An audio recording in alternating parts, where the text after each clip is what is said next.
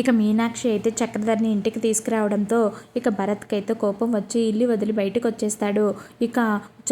భరత్ ఎంతసేపటికి ఇంటికి రాకపోవడంతో ఇక ప్రణతి అలాగే మీనాక్షి భయపడుతూ అవనికైతే కాల్ చేస్తారు. అమ్మ అవని అంటూ ఇక జరిగిందంతా కూడా చెప్తూ ఉంటారు. నువ్వేం భయపడకమ్మా, నేను ఇప్పుడే ఇంటికి వస్తున్నాను అంటూ ఇక అవని అయితే ఈ మీనాక్షి ఇంటికి అయితే వచ్చి ఇక మీనాక్షిని ఎక్కించుకొని ఇక ఊరంతా వెతుకుతూ ఉంటారు ఇక భరత్ కోసం. అలా వెతుకుతూ ఉంటే ఇక భరత్ అయితే ఒక గుడిలో కూర్చొని బాధపడుతూ ఉంటాడు. ఇక ప్రణతి అప్పుడే భరత్ని కనిపెట్టి ఇక భరత్ దగ్గరికి వెళ్ళి రా భరత్ ఇంటికి వెళ్దామంటూ ఇక పిలుస్తూ ఉంటుంది. ఇక అవని కూడా భరత్ని చూసి ఏంటి భరత్ నువ్వు ఇలా చేసావు, అమ్మ నీ కోసం ఎంత కంగారు పడుతుందో తెలుసా, నువ్వు ఇంట్లో నుంచి బయటకు వచ్చేటప్పుడు ఒక్క నిమిషం అమ్మ గురించి ఆలోచించలేదా అని చెప్పి ఇక అవని అయితే ఇక ప్రేమగా భరత్ని అడుగుతూ ఉంటే లేదక్కా లేదు, ఇప్పుడు అమ్మ మారిపోయింది, అమ్మకి నాకన్నా కూడా ఆ చక్రధర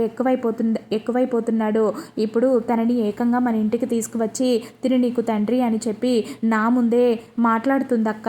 అతన్ని తండ్రిగా నేను ఎప్పటికీ ఒప్పుకోను, అతన్ని తండ్రిగా ఒప్పుకోవాలి అంటే మాత్రం నేను చచ్చిపోవడానికైనా సిద్ధమే, అతను ఇంకా మన ఇంట్లో ఉంటే నేను ఆ ఇంట్లో ఉండడానికి వీల్లేదు, నేను బయటకు వచ్చేస్తాను, నేను అమ్మను వదిలి బయటకు రావడం కూడా నాకు ఇష్టమే, అయినా ఆయన మనల్ని ఎన్ని కష్టాలు పెట్టాడు, ఎన్ని అవమానాలు పెట్టాడు, ఎన్ని రోజుల నుంచి మనం ఉన్నామా తిన్నామా అని ఏనాడైనా పట్టించుకున్నాడా, భార్య గురించి కానీ కన్న బిడ్డ గురించి కానీ పట్టించుకొని వ్యక్తి ఈరోజు సడన్గా మారిపోయి నేనే నీ కన్న తండ్రిని అంటూ నా దగ్గరకు వచ్చి ప్రేమగా దగ్గరగా తీసుకుంటూ ఉంటే దాన్ని నేను ఒప్పుకోలేకపోతున్నానక్క,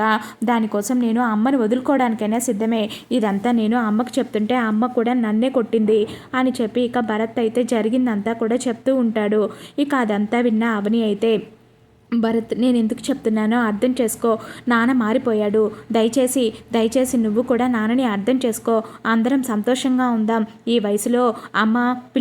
పిల్లలుగా మనం సంతోషంగా ఉండడం తప్ప ఏం కోరుకుంటుంది చెప్పు, దయచేసి నా మాట విను అని చెప్పి ఇక అవని అయితే భరత్ని బతిమలాడుతూ ఉంటుంది.